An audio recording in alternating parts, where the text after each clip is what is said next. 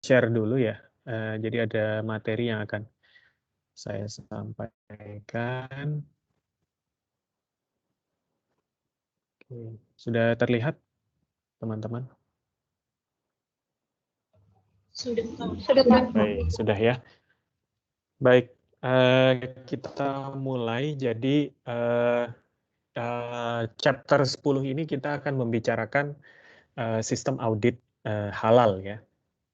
Nah, jadi apa yang akan kita pelajarin? Jadi yang kita akan pelajarin adalah prinsip dari audit itu sendiri, kemudian audit halal itu seperti apa, kemudian nanti terakhir kita akan ada mini audit simulation, kurang lebih sekitar 20 menit ya. Masing-masing grup kurang lebih sekitar 10 menit ya. Nah, jadi audit itu apa, teman-teman? Ya, audit itu adalah kita memverifikasi atau membandingkan implementasi. Ya, jadi sesimpel ini, membandingkan yang kriteria yang harus sudah ditetapkan, kemudian dibandingkan di lapangan sudah sesuai. Nah, pihak yang ada di dalam audit apa aja? Jadi ada klien atau yang kita sebut sebagai auditi ya. Jadi mungkin kedua ada yang nanya-nanya ya, yang auditi itu yang menjawab gitu ya. Auditi boleh nanya nggak Kak? Jadi biasanya momen audit itu juga kita manfaatkan untuk saling bertukar pikiran atau saling apa namanya, saling berdiskusi ya. Jadi saling berdiskusi ya, karena auditor itu kan dia eh, apa namanya, mengaudit berbagai perusahaan untuk berdiskusi dan mencari kira-kira kalau misalnya kita ada problem itu bisa sekalian konsul ya, bisa sekalian apa namanya, bertanya-tanya. Jadi tidak selalu auditor itu selalu nanya ke auditi, tapi auditi juga boleh ngobrol juga, apa, saling bertanya, bertukar pikiran dengan tim auditor. Kemudian yang ketiga adalah observer. Nah, kalau observer biasanya bagian dari auditor, tapi biasanya ngelihat proses audit ya. Jadi dia nggak ikut terlibat aktif, tapi sebagai observer. Ya. Gunanya untuk apa sih? Biasanya supaya untuk ngasih pandangan kalau misalnya auditor mungkin ada yang kurang tepat misalnya, atau dia mengevaluasi proses audit yang berjalan gitu. Jadi banyak hal ya. Atau observer ini biasanya juga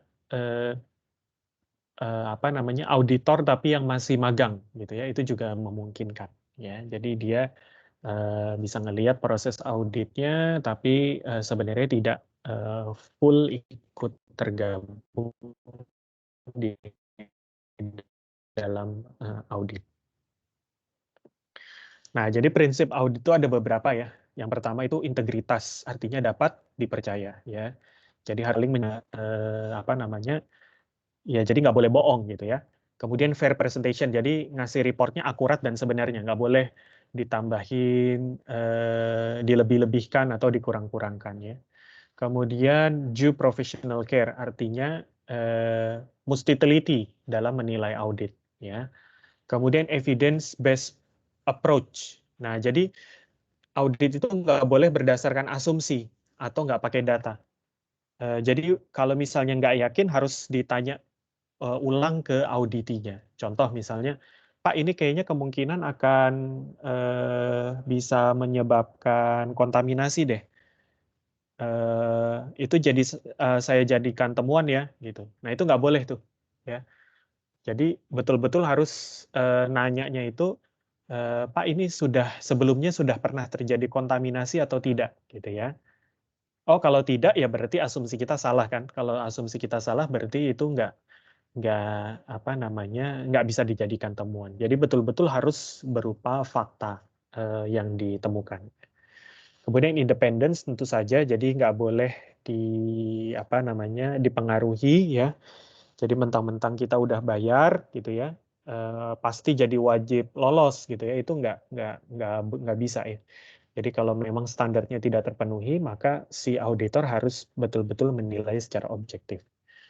Dan terakhir adalah confidential, jadi merahasiakan hasil dan data terkait audit. Jadi walaupun tadi misalnya saya bilang kita bisa diskusi bersama auditor, tapi auditor nggak boleh nyebutin, kalau di perusahaan X ini kayak gini loh, jadi malah ngegosip gitu ya, itu nggak boleh ya.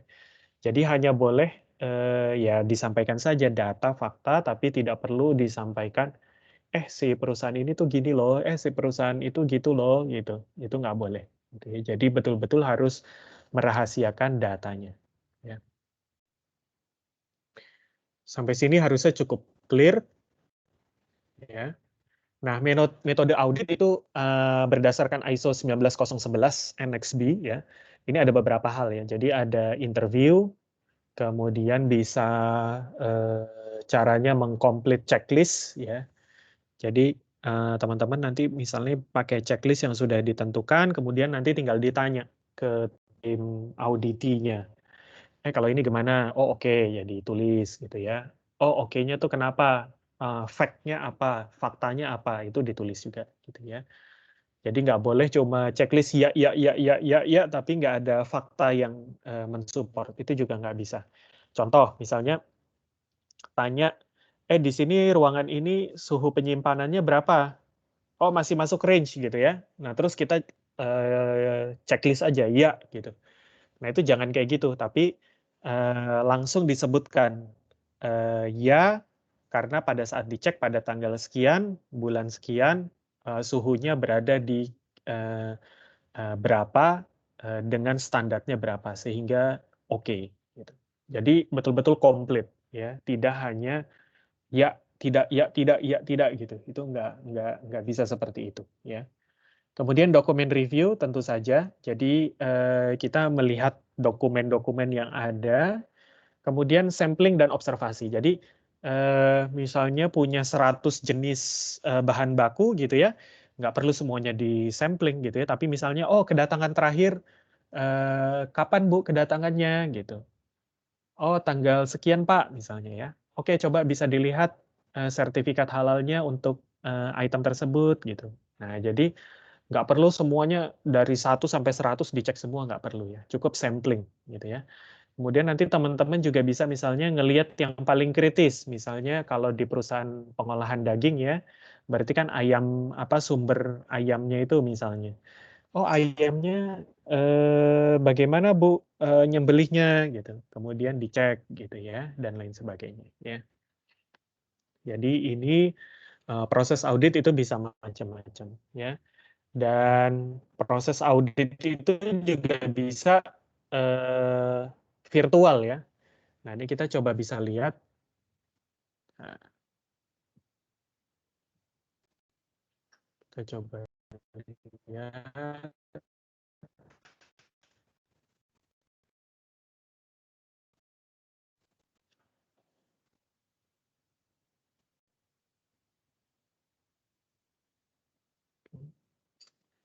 Ntar saya buka.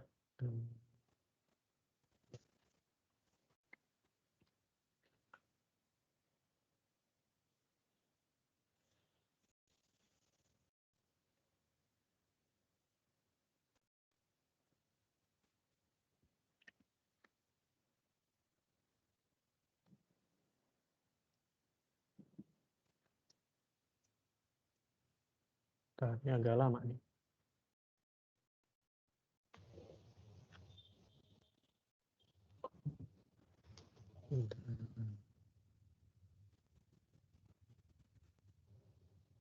Pak, izin bertanya. Boleh, boleh. Silakan saya. Nah, Untuk tadi yang metode audit kan ada 4 ya Pak ya? ya. Itu harus dilakukan semuanya atau boleh dipilih salah satunya?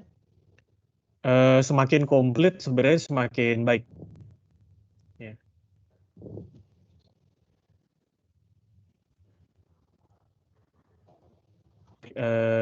Ya, Berarti boleh gitu ya Pak, kalau misalnya salah satunya tidak. bisa, bisa. Tanpa checklist gitu ya, bisa. Oke, Gitu. iya. Uh, Oke. Tapi Makasih Pak. biasanya kombinasi dari keempat itu biasanya ya. Jadi either misalnya interview dan dokumen, interview dan sampling gitu ya. Biasanya sampling and observation itu kalau misalnya kita pas visit datang ke langsung, ya. Tapi kalau misalnya pandemi begini, ini kan agak susah ya, misalnya sampling sama observasi. Nah, itu bisa via interview sama dokumen review gitu misalnya. Itu memungkinkan, ya.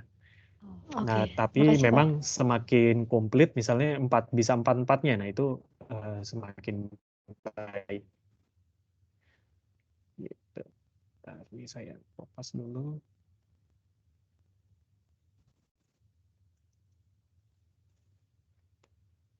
Oke, sudah.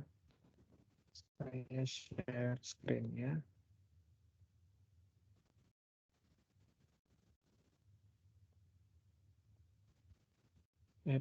Bentar. Share screen. Tab. Oke, kita coba lihat ya. Apa?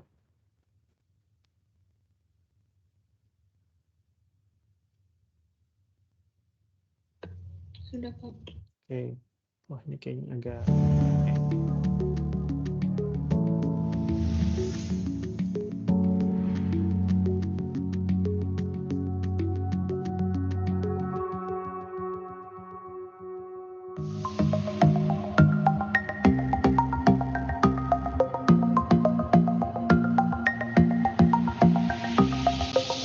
ini agak kurang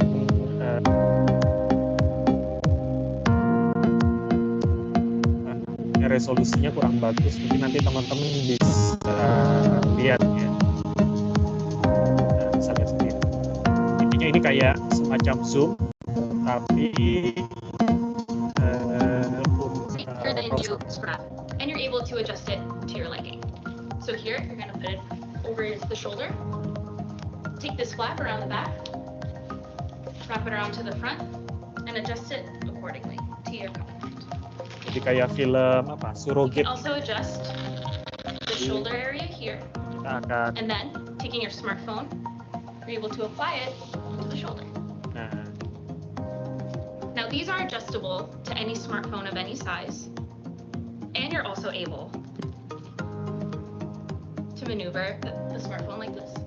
And now you're able to have a 360 view of all your surroundings to complete your audit virtually with Intertech. Hey, good afternoon, Lauren. I appreciate you taking a few moments to help us with this remote audit that we're doing today. My name is David Mule. I'm with Intertech, and I'm actually doing a remote audit from Toronto, Canada.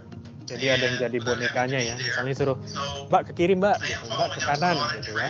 Mbak itu coba di jalan ke arah sana, ke sini. Lauren, can you just give me an overview? I understand the process now. Can you tell me who the customer is with respect to your process, and how do you know the customer is being satisfied with what your deliverable is?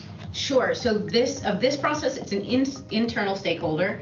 So it could be a sales business development manager. It could be anyone in management. It could really be anyone that has a need to communicate with either our clients or with prospects. Okay, terrific. Now what I'm going to do after this audit is over, I'm going to ask you for the link so that I can actually go to this page remotely as well. Sure. I've made enough notes here that I'll be able to drive into the information and go navigate through the system myself. Would that be okay with you? Excellent. Yes. Perfect. Terrific.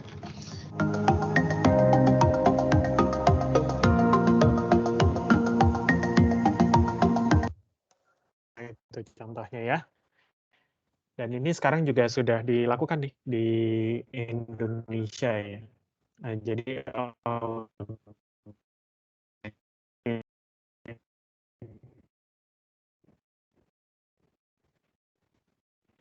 secara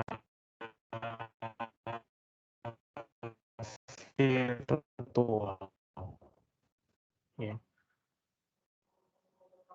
Oke, kita balik lagi ke slide.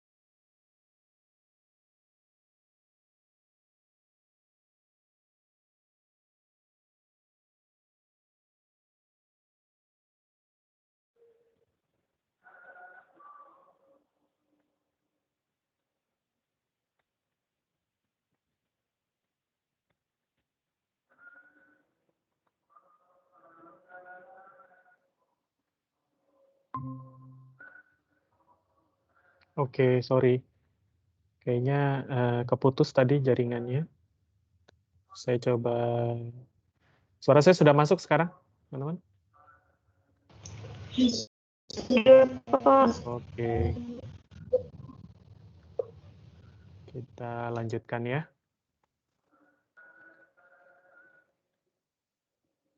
Oke.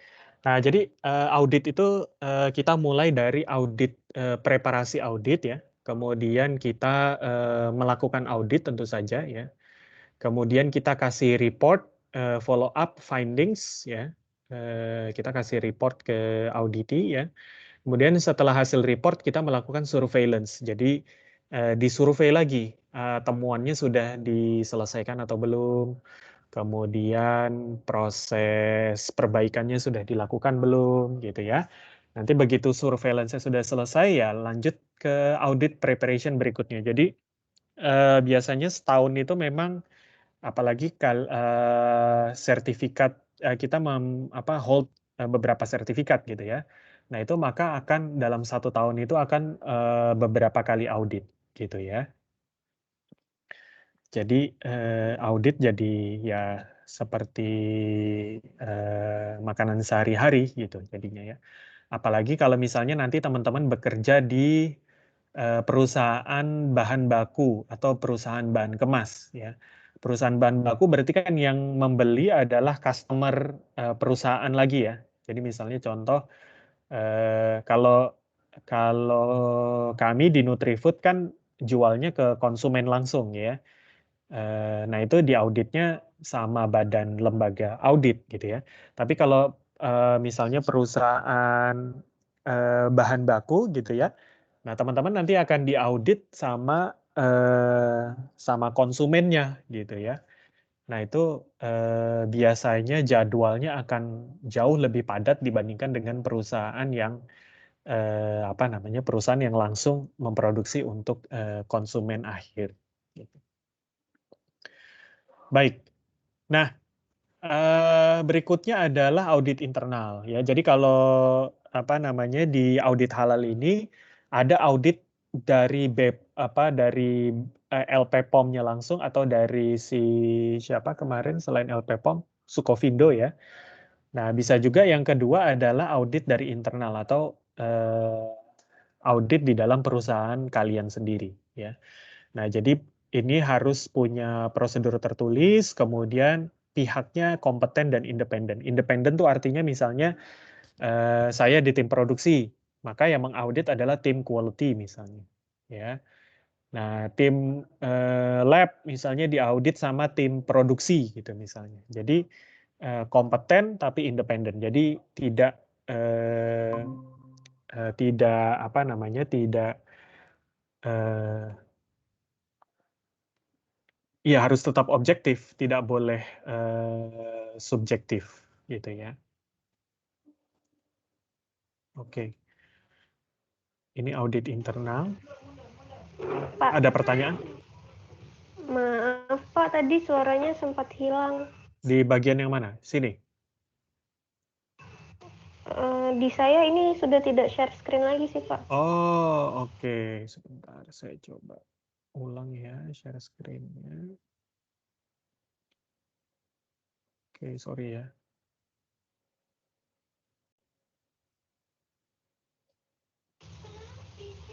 Sudah masuk ya? Iya sudah Pak. Oke.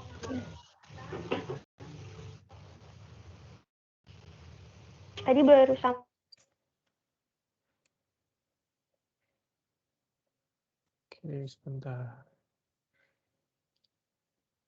Saya coba connect ke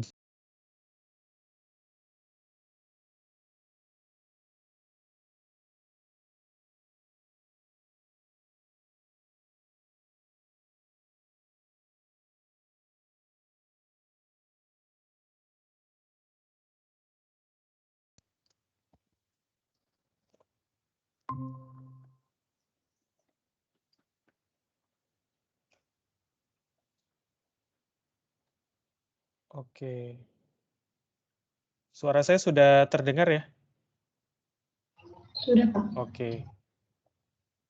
Sorry, tadi sampai di sini tadi sudah ada penjelasan? Tadi keputusnya pas di mana ya? Di sini apa di sini? Di audit preparation terakhir saya dengar, Pak. Oh, audit preparation, oke.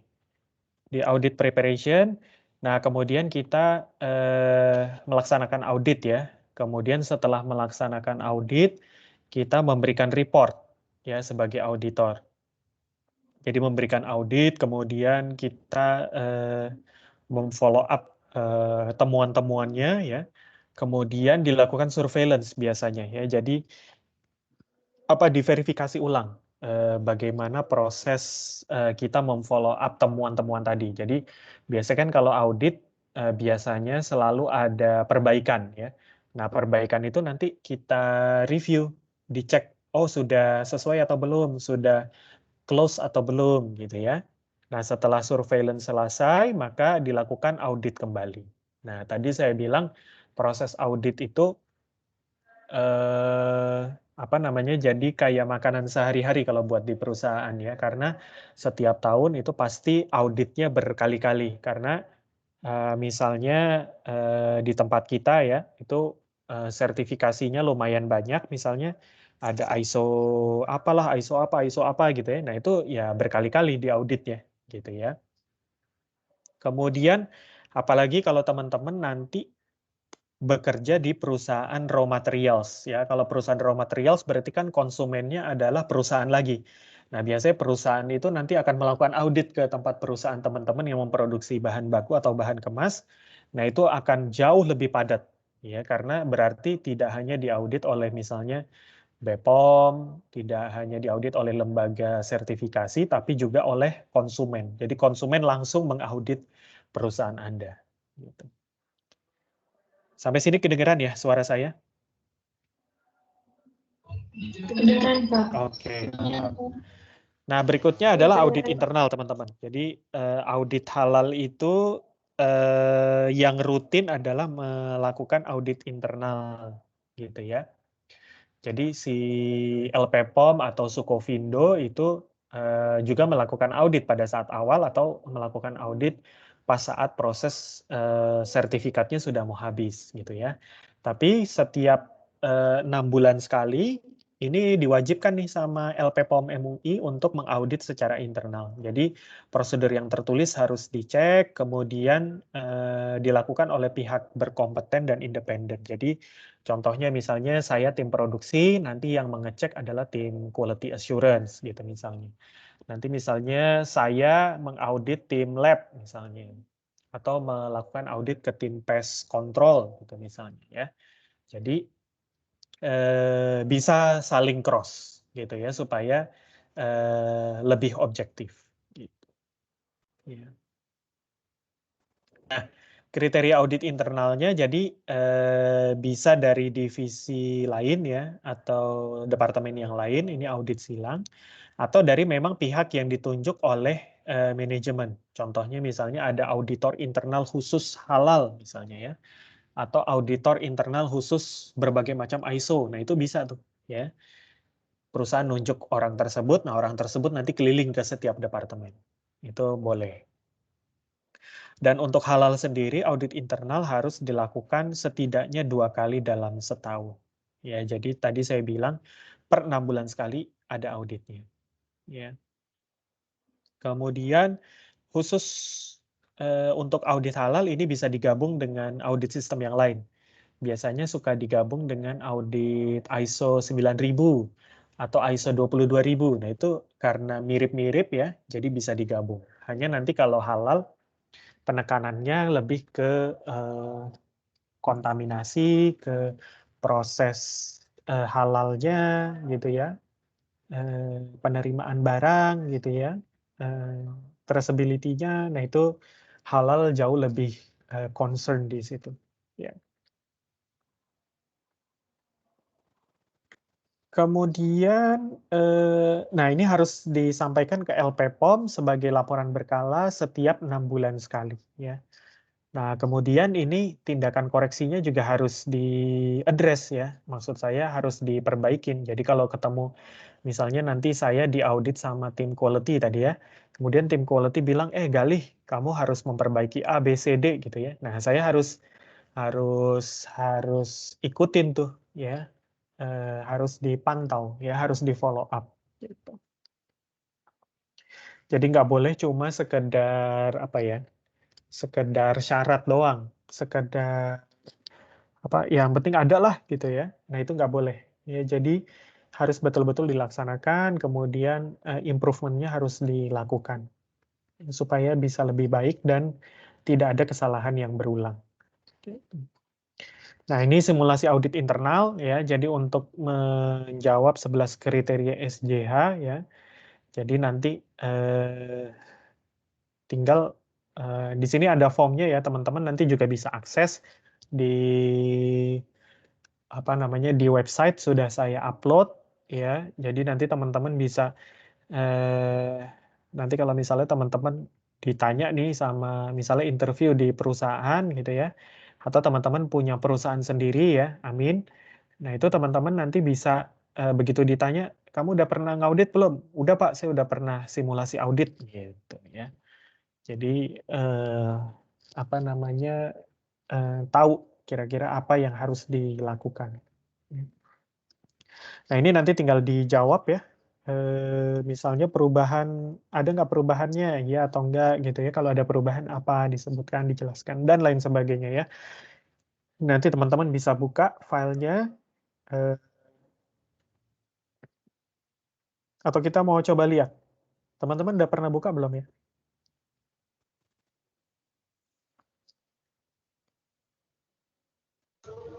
Sudah pernah lihat Pak. Udah pernah lihat ya?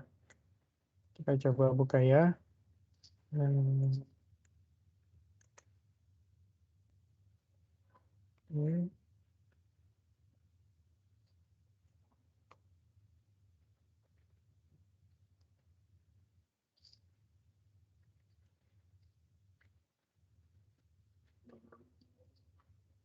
Nah, di sini ya, checklist audit halal. Harusnya saya udah punya ya. Audit halal.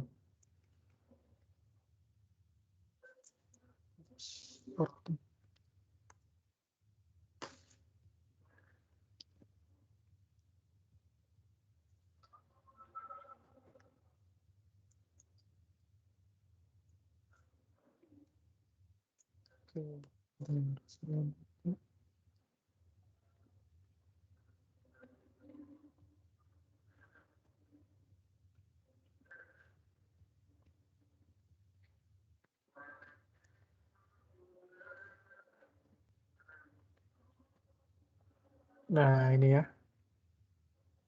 Nah, jadi teman-teman, ini kelihatan ya teman-teman ya, Word saya. Oke, jadi ringkasan perubahan dalam 6 bulan terakhir ya. Jadi kebijakan halalnya, kemudian SJH-nya apa, ada perubahan lokasi pabrik nggak, ada perubahan bahan nggak, ada perubahan formula nggak gitu ya. Kemudian berita acara tindakan koreksi, kemudian daftar bahan terakhir dan dokumen pendukung ya. Nah, ini nanti teman-teman bisa tinggal ngikutin nih ya.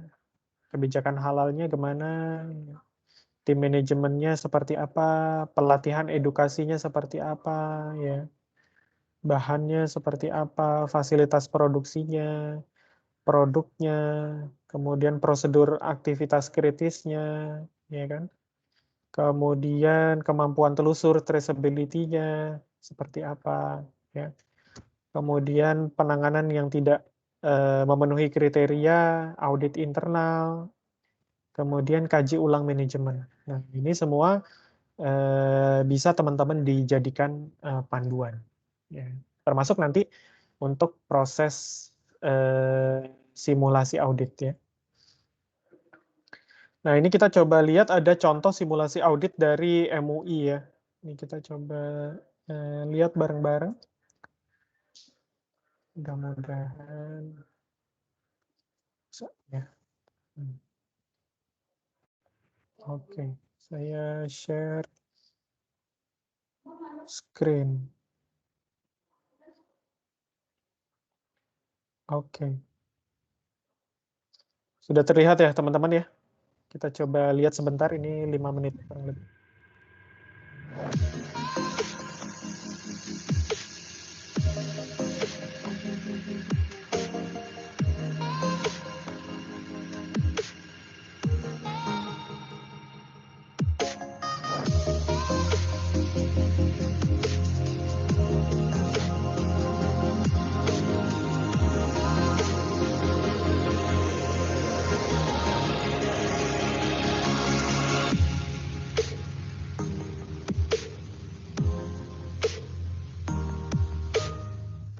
Assalamualaikum warahmatullahi wabarakatuh. Bertemu lagi di channel Denatur Indonesia.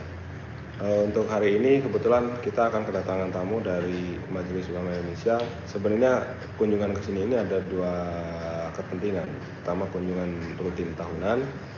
Yang kedua adalah kebetulan sertifikat kita tahun ini berakhir, sertifikat halal MUI, jadi harus diperpanjang. Kepentingan kedua dari MUI adalah untuk audit sekaligus juga perpanjangan sertifikat halal dari MUI. Jadi perlu Anda ketahui bahwa sertifikat halal itu diperiksa setiap tahun agar benar-benar kualitas yang sampai ke tangan konsumen itu benar-benar kualitas yang seperti yang diinginkan. Termasuk otomatis yang paling penting adalah kadar yang ada di dalam produk yang ada itu semuanya dipastikan halal. Dan karena untuk tahun ini kebetulan sertifikat kita berakhir, jadi tahun ini sebuah kunjungan kali ini sekaligus juga untuk memperpanjang sertifikat halal dari MUI. Nah, untuk selanjutnya nanti mungkin teman-teman akan kita ajak menyaksikan kegiatan dari pihak MUI sendiri di pabrik seperti apa, nanti bisa lihat di video ini. Baiklah, sekarang kita ikuti perjalanan dari tim dari Majelis Ulama Indonesia untuk pemeriksaan audit tahunan sertifikat halal di Denatur Indonesia.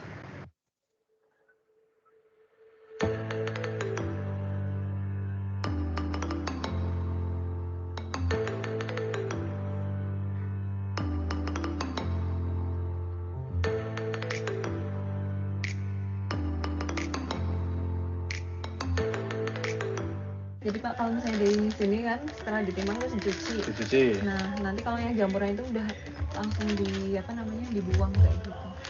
Ini posisi ini artinya apa? Yang di sini yang di ini. Buat biasanya kan kita sering pameran Pak. Jadi udah pameran ikut sing itu kemarin adanya.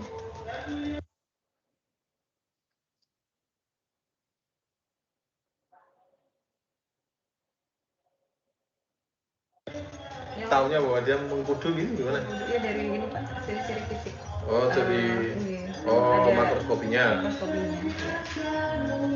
Terus kalau yang daun misalnya? Daun ini sama Pak.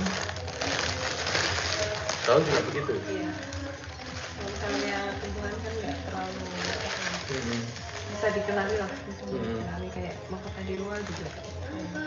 Baru datang Pak. Ini dari mana nih? Ini dari warga sekitar sini Pak. Warga sekitar sini. Tapi belum dikasih, kami baru datang.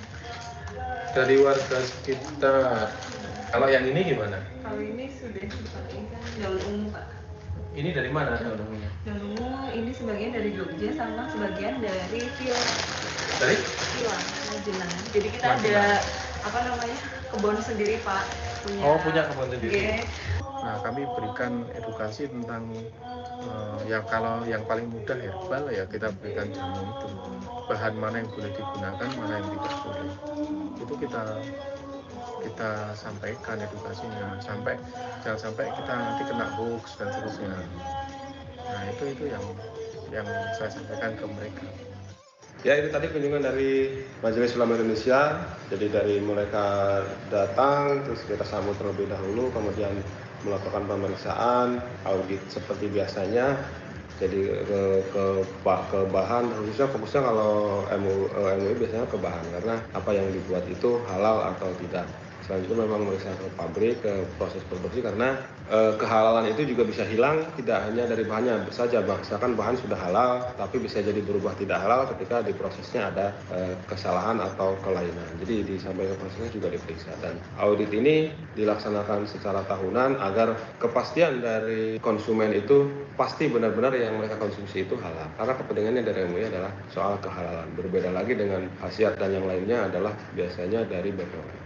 Ya, itu saja. Mudah-mudahan video kita kali ini bisa semakin meyakinkan Anda bahwa di nanti. Oke, itu ya. Jadi,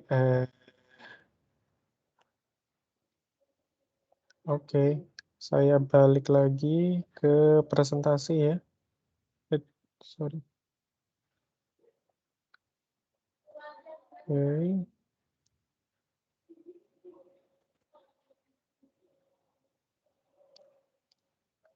Balik lagi.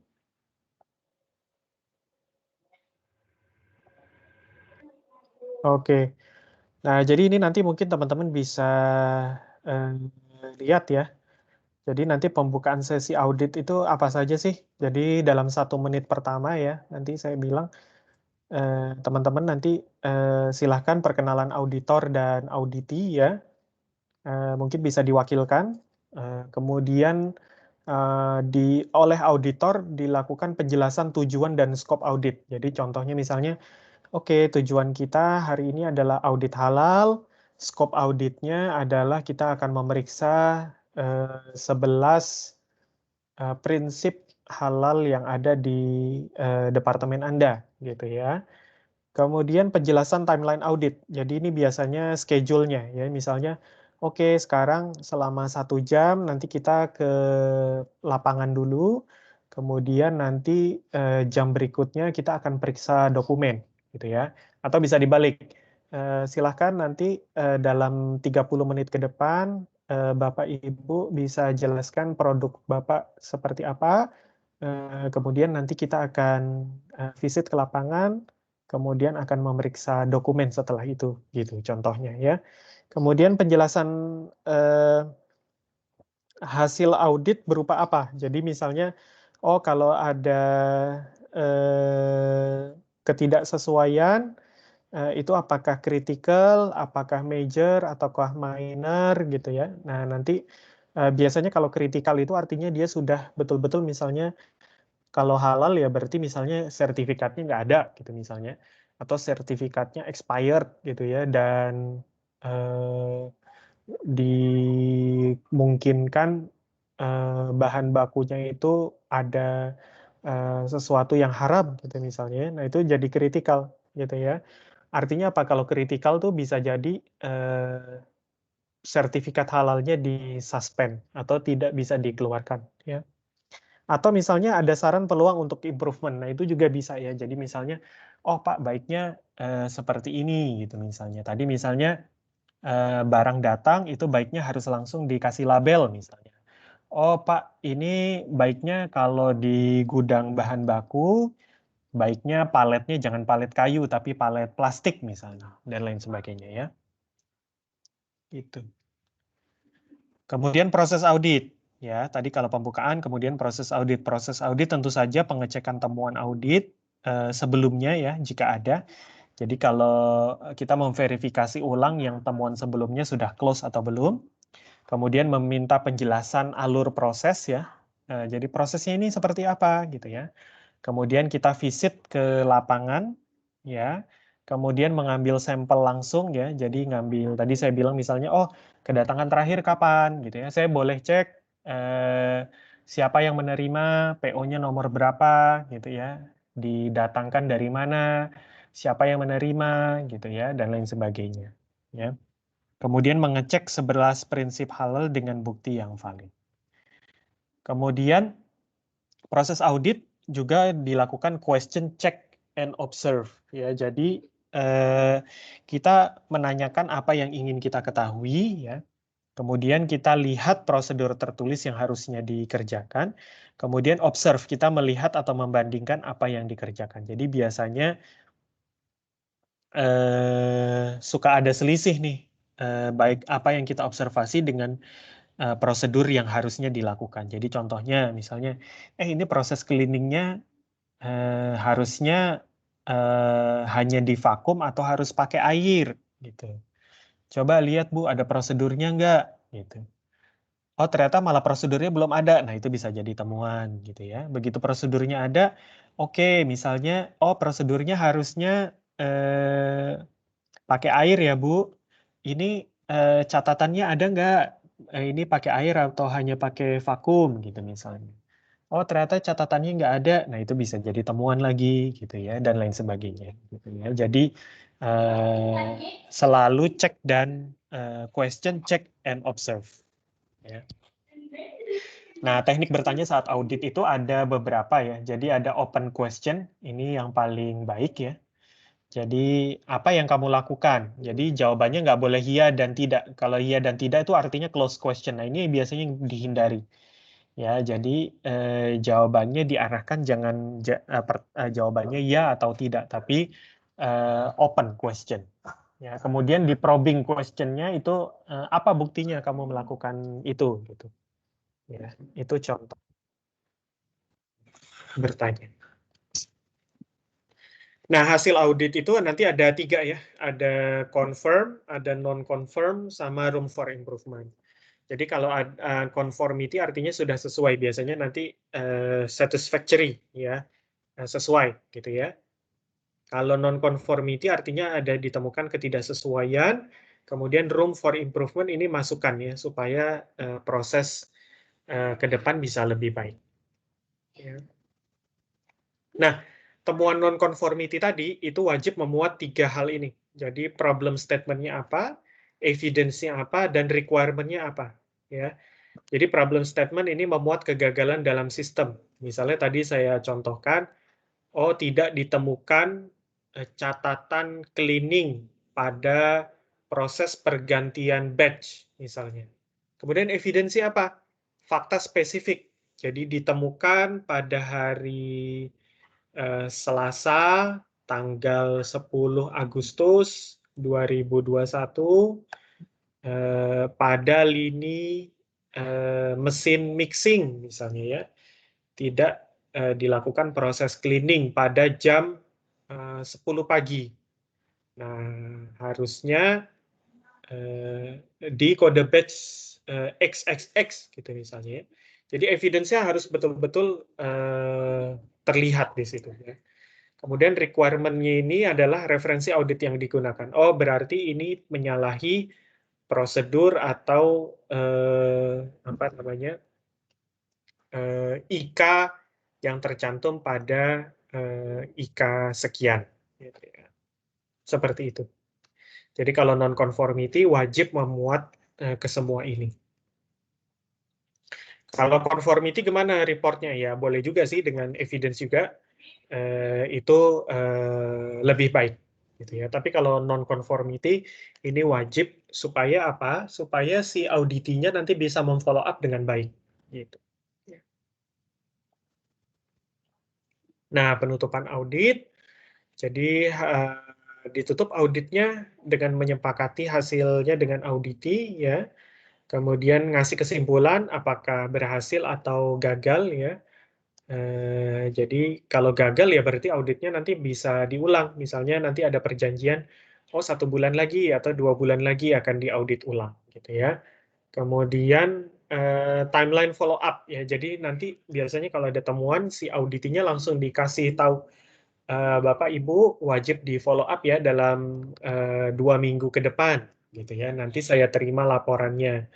Laporan follow up-nya berupa tindakan korektifnya seperti apa, kemudian tindakan preventifnya seperti apa. Ya. Tindakan korektif tuh contohnya misalnya, oh produknya jadi ditahan, ya, kemudian produknya misalnya diambil lagi. Preventifnya seperti apa? Oh supaya tidak terjadi lagi, maka ada proses pengecekan. Oh kita tambahkan prosedurnya.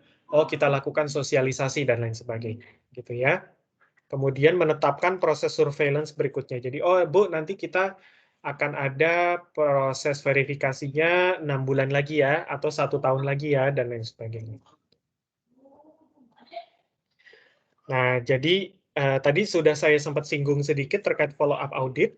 Nah, ini jadi harus ada root cause analisisnya ya. Jadi kenapa kejadian itu bisa terjadi? Kemudian bagaimana cara melakukan corrective action-nya dan bagaimana cara mempreventifnya. Korektif itu biasanya langsung dilakukan pada saat itu juga ya untuk mengkoreksi. Jadi contohnya kalau misalnya mesinnya belum dibersihin, ya harus langsung dibersihin. Kemudian preventifnya supaya nggak lupa seperti apa? Oh, berarti harus dikasih visual management contohnya misalnya. Oh, harus dikasih briefing gitu dan lain sebagainya. Ya. Jadi supaya tidak terulangi lagi. Kalau misalnya sudah dilakukan preventive action tetapi nanti di audit berikutnya masih ketemu, berarti tidak oke nih preventive action-nya.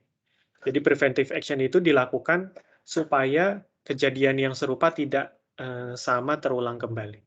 Tidak masuk ke dalam lubang yang sama 2 kali. Ya. Nah, sampai sini ada pertanyaan sebelum kita simulasi audit?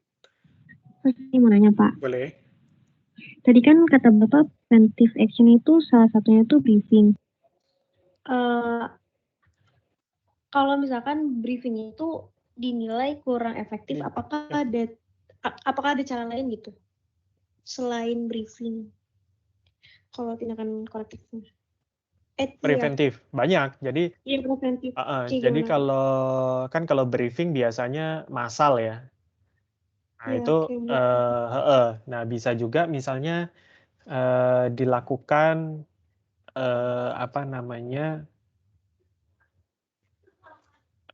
visual management di area tersebut gitu misalnya ya. Jadi tidak cuma briefing. Jadi briefing hanya salah satu aspek saja gitu ya. Kemudian ada juga istilahnya kalau di pabrik itu namanya one lesson point. Nah, one lesson point itu adalah jadi kalau briefing kan mungkin hanya verbal ya. Jadi kalau ini dia berupa tulisan, kemudian orang yang melakukan kesalahan tersebut itu wajib membaca tulisan itu, ditanya sudah paham atau belum, kemudian disuruh tanda tangan di lembar one lesson point itu. Artinya supaya dia betul-betul, oh saya harus ingat nih, nggak boleh lupa gitu ya. Kemudian secara sistem juga harus diperbaiki. Contohnya misalnya, oh kalau misalnya supaya nggak lupa cleaning, kita kasih stiker misalnya. Supaya menandakan, oh ini kalau belum ada stiker cleaningnya, berarti nanti di tahap berikutnya bisa ngecek. Oh dia belum cleaning nih, kita balikin aja. Soalnya kita harus dapat stikernya nih. Kalau dapat stiker berarti baru boleh diproses ke tahap selanjutnya. Jadi banyak sekali, Dinda. Oh gitu Pak. Kalau yang visual management itu maksudnya gimana ya Pak? Visual management tuh contohnya kayak bikin poster. Jadi bikin poster supaya nggak lupa ibaratnya. Gitu. Oke, Pak, makasih Pak. Sama-sama. Nah, ada juga sistem namanya Pokayoke. Kamu tahu nggak sistem Pokayoke, Dinda? Belum pernah dengar. Kita coba googling bareng-bareng ya. Pokayoke.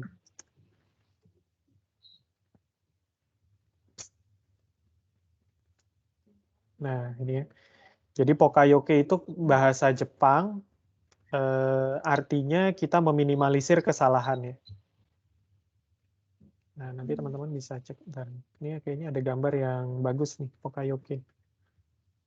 Nah, ini contohnya. Jadi dibuat sistemnya itu matching ya, jadi nggak melakukan kesalahan. Jadi tadi seperti yang saya bilang, contohnya dia harus dapetin stiker gitu ya. Nah, itu bisa jadi sistem Pokayoke itu. Atau kalau ini bentuknya aja udah beda ya, jadi udah nggak mungkin salah nih. Iya kan? Kelihatan ya. Atau ini nih kalau teman-teman waktu kecil suka main ya, bulet. Nah ini sistem Pokayoke ini, jadi nggak mungkin yang si bintang masuk ke dalam yang kotak gitu, karena udah pasti salah gitu. Ini disebut Pokayoke atau mistake proofing. Gitu. Nanti teman-teman bisa baca lebih lanjut. Ya ini menarik banget nih. Bisa satu pembahasan sendiri kalau bahas Pokayoke. Oke, Pak, makasih Pak. Sama-sama Dinda. Ada lagi pertanyaan mungkin sebelum kita melakukan simulasi ya.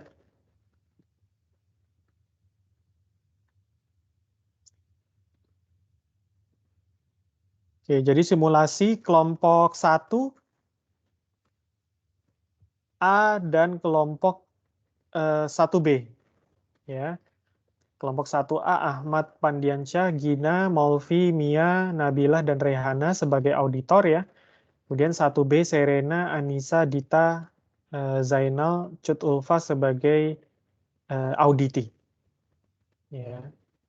Kira-kira sudah siap? Jadi 1 menit pembukaan, 8 menit proses audit, 1 menit penutup. Sekarang 7.30, berarti nanti kita selesai kurang lebih 7.40. Kalau sudah cukup, kita bikin stopwatch ya.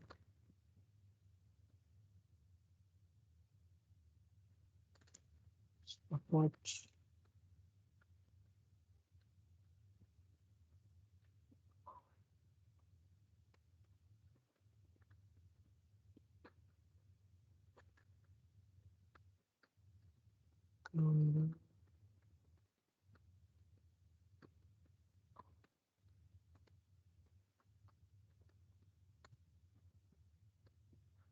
Oke. Silahkan bisa mulai. Butuh share screen atau tidak? Kalau tidak, ini saya... Perlu, Pak. Jadi ada share screen dari teman-teman ya. Ini saya hentikan presentasi saya. Oke, baik. Kita akan melakukan audit kepada tim auditor. Silahkan dipersilahkan.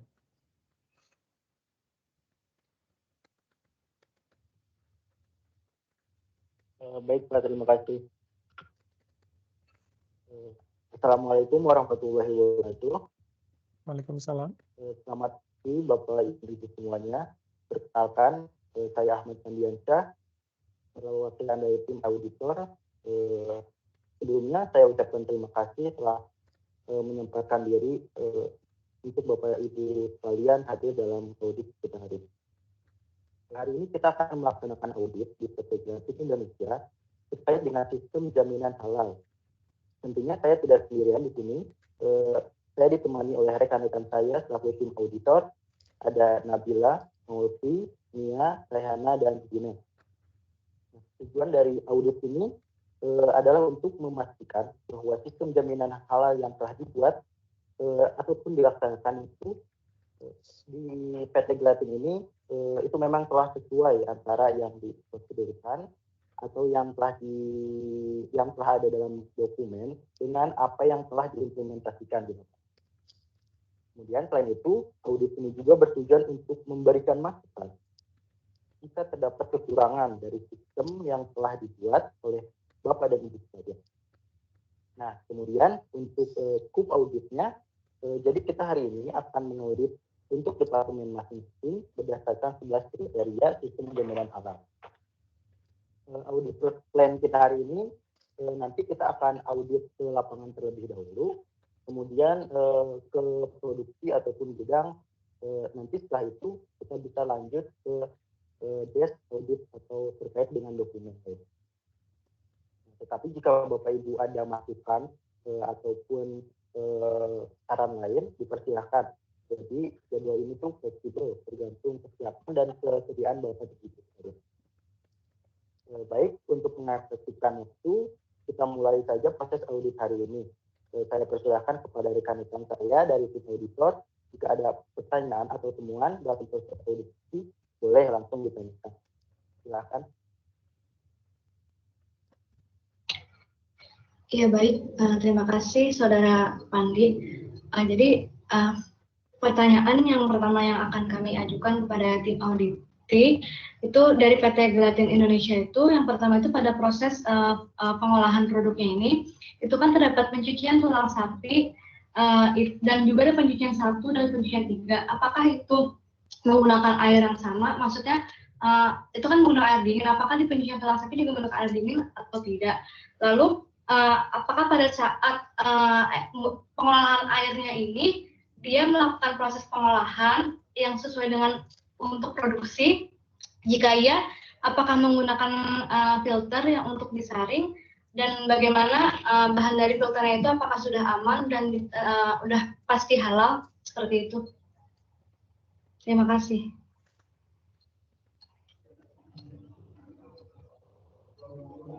Oke, terima kasih tim auditor.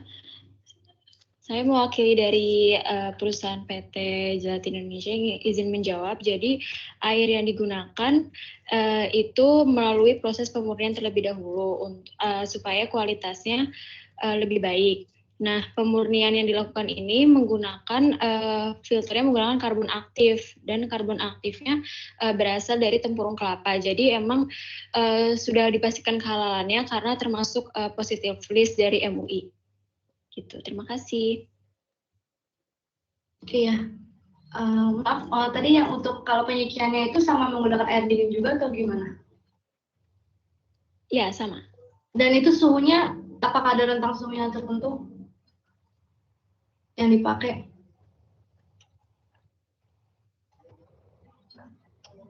Untuk suhunya sendiri sih nggak ada rentangnya ya, maksudnya air biasa gitu loh, bukan air dingin.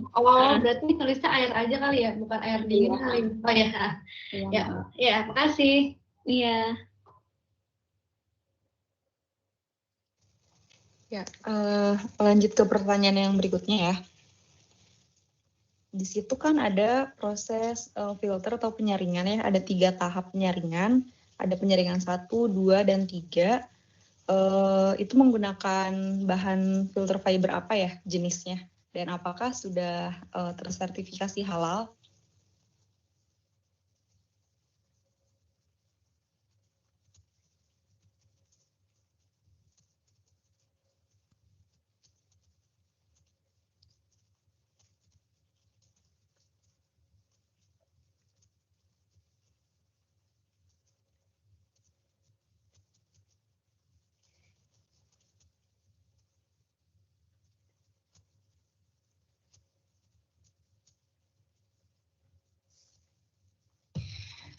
Baik, untuk filter yang kita gunakan itu menggunakan jenis membran yang hollow fiber.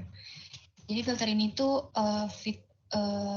merupakan filter fiber sintetik dan terbuat dari poliamida. Nah, bahan ini tuh juga ada di halal positive list, jadi bisa dipastikan halal.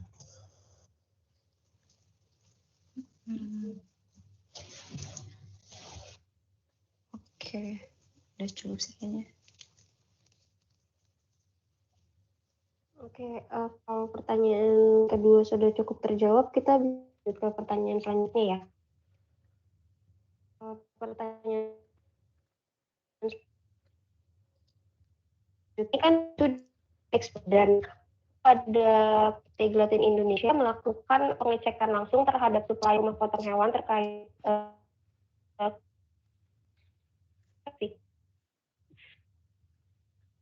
bagus sekali dan menggunakan metode apa ya? Terima kasih.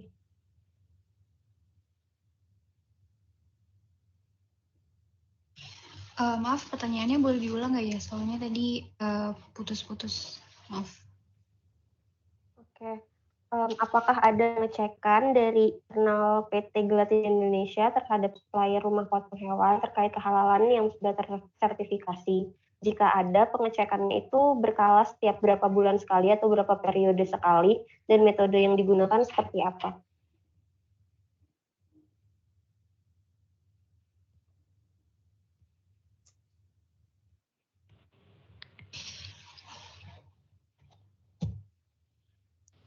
Untuk di PT Gelatin ini sendiri, sebelum kita memilih supplier RPH-nya ini, kita mengadakan audit terlebih dahulu. Setelah itu, untuk selanjutnya, untuk kedatangan barang RM itu sudah disertakan berupa COA dan sertifikasi lainnya. Seperti itu. Jadi sudah tidak ada lagi audit metode audit yang lainnya. Jadi kita auditnya itu di awal. Sekian. Oke, terima kasih.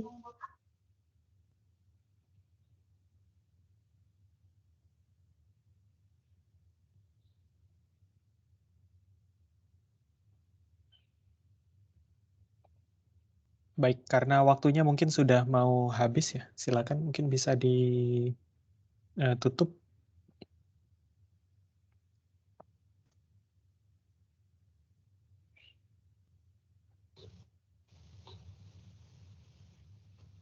Baik, setelah dilakukan audit, tadi terdapat beberapa temuan dari proses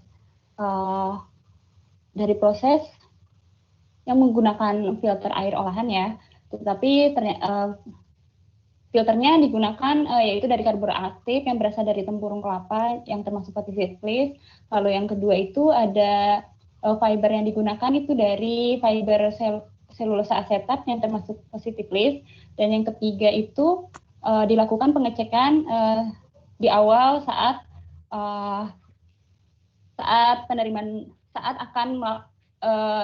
akan menerima bahan baku tersebut ya. Jadi di awal saat penerimaan bahan baku atau saat audit kesananya itu pas pertama kali penerimaan bahan baku. Jadi dari hasil audit itu dapat disimpulkan sudah tidak ada temuan lagi atau seluruh proses sudah sesuai dengan SJH LPP MUI. Cukup sekian audit hari ini. Terima kasih atas ketersediaan Bapak Ibu. Sampai bertemu lagi di audit selanjutnya. Selamat malam. Wassalamualaikum warahmatullahi wabarakatuh. Waalaikumsalam warahmatullahi wabarakatuh. Terima kasih. Berikutnya grup kedua, silakan.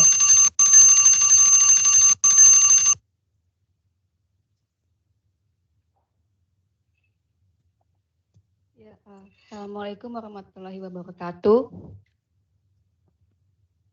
Hari ini kami dari auditor dengan anggota timnya Ainaya, Nisa Intan, Dita Reza, dan Yunita saya sendiri Farista akan melakukan audit halal kepada PT Sulawesi Sejahtera. Tujuannya hari ini untuk audit halal dengan skopnya review belas kriteria SJH dijalankan dengan baik. Untuk timeline-nya penjelasan alur proses dari PT Sulawesi Sejahtera, dokumen review lalu lapangan. Untuk pertanyaan pertama bisa dilanjutkan. Izin bertanya. Saya izin bertanya. Yang pertama, bagaimana cara perusahaan Anda dalam menetapkan pemilihan material baru atau pengganti? Apakah terdapat prosedurnya jika ditinjau dari dokumen perusahaan Anda pada poin 7A? Terima kasih.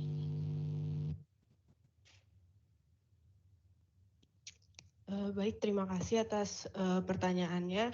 Jadi untuk pemilihan materialnya itu kita pertama akan dilakukan trial dulu oleh tim R&D bersama tim produksi dan didampingi sama QC.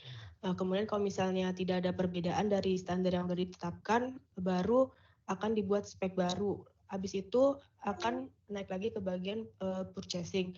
Nah, nanti di bagian purchasing itu akan nyari vendor sesuai dengan spek yang sudah ditetapkan oleh R&D-nya.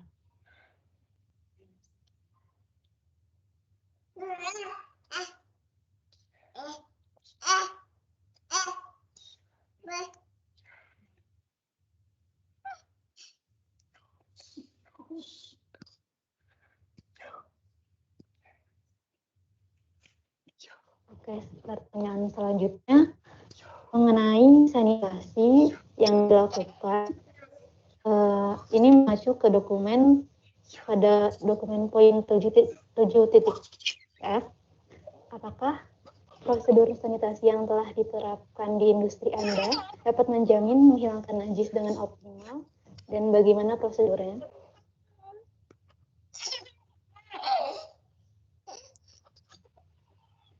Jadi kalau di perusahaan kami itu sanitasinya itu dilakukan menggunakan bahan yang terjamin halal ya, terjamin halal dan aman. Nah, kita tuh dan bahan tersebut itu udah dipastiin dapat menghilangkan najis, gitu sih.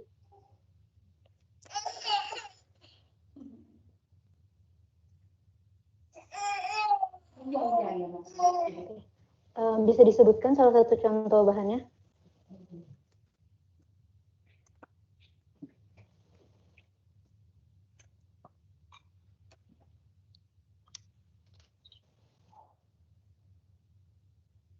Klorin. Oke, terima kasih. Iya. Selanjutnya,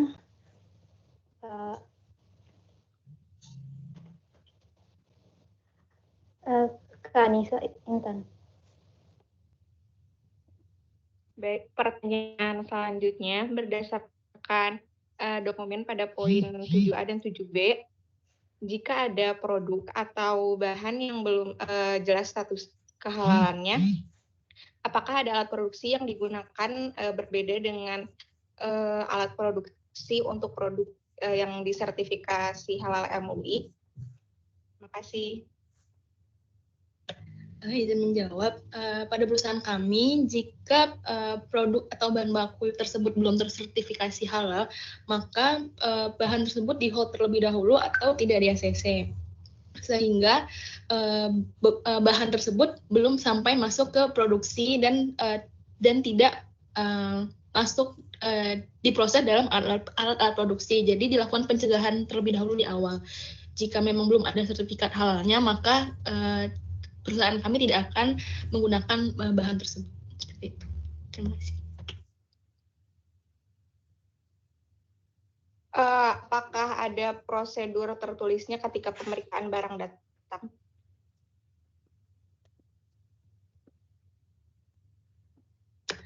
Untuk alur proses pengecekannya, pada proses penerimaan bahan baku, yang pertama itu ketika bahan datang dilakukan pengecekan sertifikat seperti sertifikat halal dan sertifikat mutu dan pendukung lainnya. Kemudian dilakukan juga pengecekan raw material tersebut secara fisik seperti warna, berat, atau tanggal expire juga.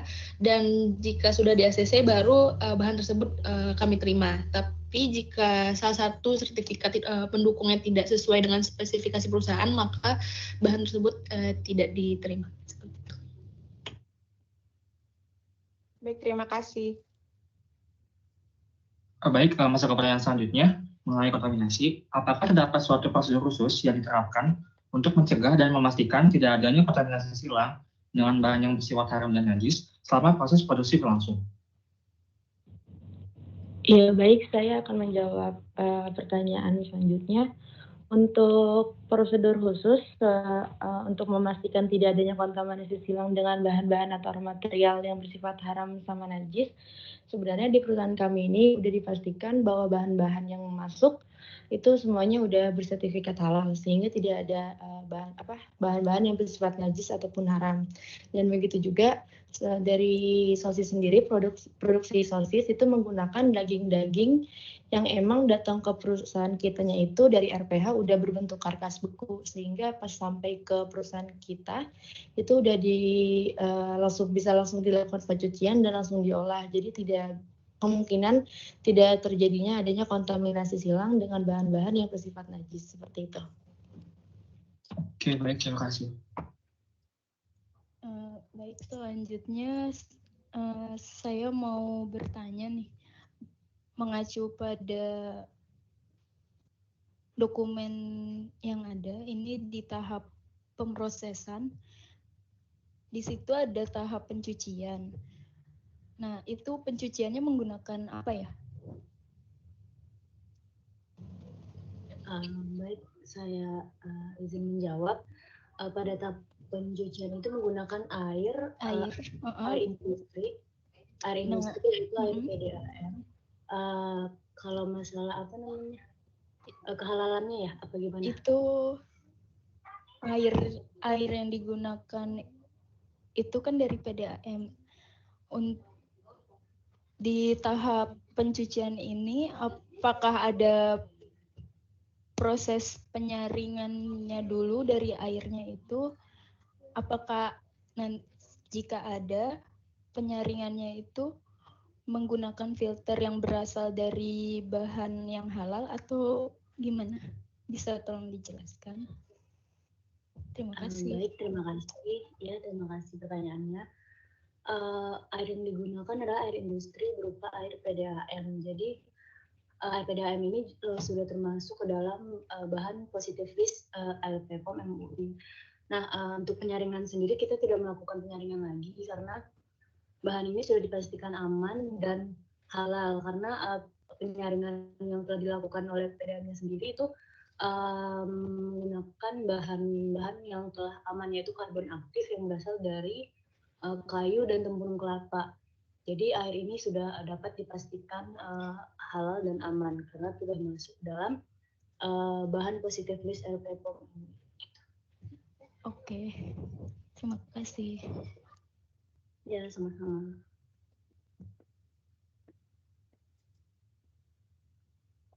Ya, saya ingin bertanya untuk Mungkin sudah habis, sorry, waktunya sudah habis, silakan bisa ditutup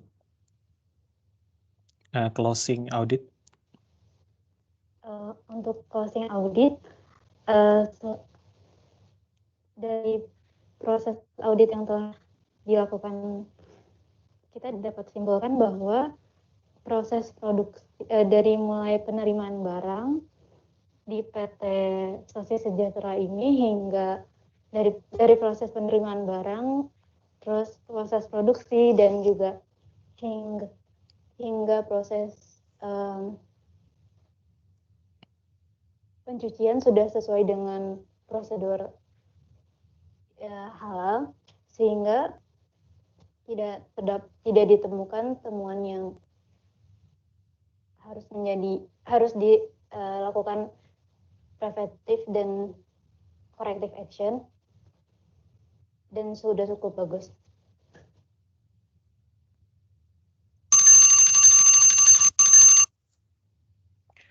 Oke, baik. Wah, keren ya. Terima kasih banyak, teman-teman. Saya kasih applause dulu untuk kedua grup. Wah, keren ya. Jadi teman-teman udah siap nih bisa jadi auditor maupun bisa siap jadi auditi ya. Jadi memang kurang lebih seperti itu gambarannya. Ini teman-teman sudah mensimulasikan dengan sangat baik ya. Hanya sedikit catatan karena memang waktu yang sangat terbatas ya. Jadi saya bisa memaklumi karena waktunya kan kita memang set hanya kurang lebih sekitar 10 menit ya satu sesi, karena audit yang benerannya itu biasanya seharian ya, minimal setengah hari lah ya untuk proses audit ya. Nah, beberapa hal yang nanti teman-teman bisa improve adalah baik dari kelompok 1 maupun kelompok 2 itu pertanyaannya bisa lebih probing lagi ya. Jadi tadi misalnya tadi sudah cukup bagus tuh misalnya oh ini airnya berapa derajat gitu ya. Nah, itu sudah bagus. Contohnya juga misalnya kalau oh di internal kita ada arang aktifnya gitu. Nah, itu bisa dikejar lagi tuh. Oh, saya boleh lihat nggak pembelian terakhir arang aktifnya kapan? Bisa lihat COA-nya nggak, misalnya gitu. Jadi langsung dikejar terus sampai betul-betul kita make sure itu oke. Contohnya tadi misalnya, oh karkas asalnya dari karkas ya.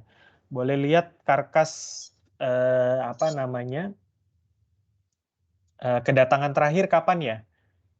Kemudian itu asalnya dari RPH mana, gitu misalnya ya. Kemudian hasil ceknya seperti apa gitu ya. Nah nanti kalau misalnya teman-teman apa namanya nanti di lapangan gitu ya, itu bisa mudah-mudahan teman-teman bisa lebih ngejar ya, pertanyaannya bisa lebih ngejar. Kemudian untuk di awal ya, nah jadi selain teman-teman tadi perkenalan, memberikan scope gitu ya. Nah, tadi schedule juga perlu disampaikan ya. Jadi tadi kelompok 1 sudah baik. Nah, kelompok 2 tadi mungkin schedule perlu disampaikan tuh ya. Jadi walaupun tadi memang sudah oke, sekarang kita proses tanya jawab dulu ya gitu. Nanti mungkin bisa ditambahkan ya. Oke, sekarang kita proses tanya jawab, kemudian nanti jam sekian kita akan audit ke lapangan, atau hanya misalnya kita cek dokumen contohnya ya. Kemudian tadi juga perlu disampaikan itu kategori temuan ya. Jadi misalnya apa namanya, kategori temuannya nanti misalnya major sama room for improvement gitu ya misalnya. Jadi nanti ya udah kategorinya berarti kalau nggak satisfaction tadi berarti kan kalau tadi teman-teman memang satisfaction semua nih penilaiannya ya. Tapi nanti kalau misalnya ada room for improvement tadi misalnya di contoh di kelompok 1 ya. Karena itu tidak kritikal untuk halal tapi hanya sekedar proses air dinginnya perlu berapa derajat, range-nya segala macam supaya kualitasnya lebih baik, maka itu bisa dikategorikan misalnya ada room for improvement gitu. Ya, biasanya kalau room for improvement itu nggak perlu pakai corrective preventive action ya, tapi just FYI aja gitu ya. Nanti bisa di follow up boleh iya boleh enggak oleh si auditinya. Baik, sampai sini ada pertanyaan teman-teman? Pak, izin bertanya. Boleh, Cita. Tapi yang terkait tugas yang mandiri itu. Oh, boleh. Itu kan kita presentasi 5 menit ya Pak per orang. Betul. Nah itu poin-poin yang harus ada di PPT-nya apa aja ya Pak kira-kira? Oke, kemarin juga sudah ada yang tanya ke saya ya. Jadi poinnya itu yang penting adalah analisanya saja. Ya, jadi kalau nggak salah itu kan analisa ya. Jadi penentuan diagram keputusannya seperti apa, ya, apakah itu halal atau tidak ya, baik itu bahan baku maupun misalnya dalam proses. Kemudian itu masuk dalam kategori positif list atau tidak ya. Gitu. Jadi hanya dianalisa saja. Jadi nanti dijelaskan produknya apa, prosesnya seperti apa, kemudian titik kritis apa namanya analisa halalnya seperti apa gitu. Oh ya, baik, terima kasih Pak. Ya. Jadi cukup 5 menit aja ya, karena teman-teman kan banyak nih jumlahnya. Jadi jangan kebanyakan ya slide-nya. Mungkin hanya 2 slide atau 3 slide itu udah cukup. Pak, mau tanya lagi, ini untuk due date-nya yang benar di minggu ke-14 atau di tanggal 15 ya Pak untuk pengumpulan PPT-nya? Nanti pokoknya H-1 sebelum presentasi aja. Jadi tidak perlu disubmit di BIK ya Pak? Karena kalau di BIK due date-nya tanggal 15 nih. Iya. Jadi nanti boleh dikirim ke email saya, atau kalau di BIK tuh 15 apa? 15 Juni Pak. Juni ya. Minggu depan. Saya bisa atur sih. Oke, nanti saya atur ya. Baik, terima kasih Pak. Jadi bisa sampai H-1 sebelum apa namanya? Sebelum presentasi. Kita harusnya masih ada berapa? 3 pertemuan lagi ya sebelum presentasi ya. 11, 12, 13, kemudian baru 14 presentasi. Ada pertanyaan lagi teman-teman? Pak, izin bertanya. Boleh, Dita. Pak, kan di positif list-nya MUI, Ya. bahan nabati itu kan positif list ya Pak? Ya. Tapi jika misalnya industri saya pengen pakainya bawang putih bubuk, itu tetap masuk positif list gak ya Pak? Soalnya kan dia kalau jadi bubuk kan kayak tepung gitu ya Pak, ada proses penghancuran sama dimiling gitu kan ya Pak? Betul. Oven. Nah, tapi saya lihat di YouTube itu kan kayak dicuci dulu. Sedangkan di positif list MUI ini ada keterangannya tidak ada penambahan bahan aditif dan penggunaan bahan penolong. Nah, air yang digunakan untuk mencuci itu apa termasuk bahan penolong atau bukan ya Pak? Betul. Jadi pencucian air itu dia termasuk bahan penolong ya. Jadi kalau ada proses pencucian, nah itu termasuk ada bahan penolongnya. Nah, bahan penolong ini sebenarnya kalau air, jas air biasa sih relatif aman ya. Gitu. Jadi nanti mungkin analisanya tinggal ditambahkan saja.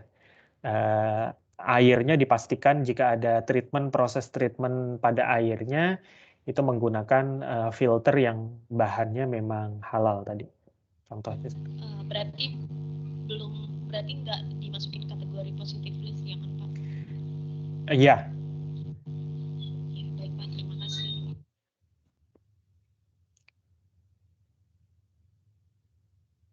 Baik, ada lagi pertanyaan?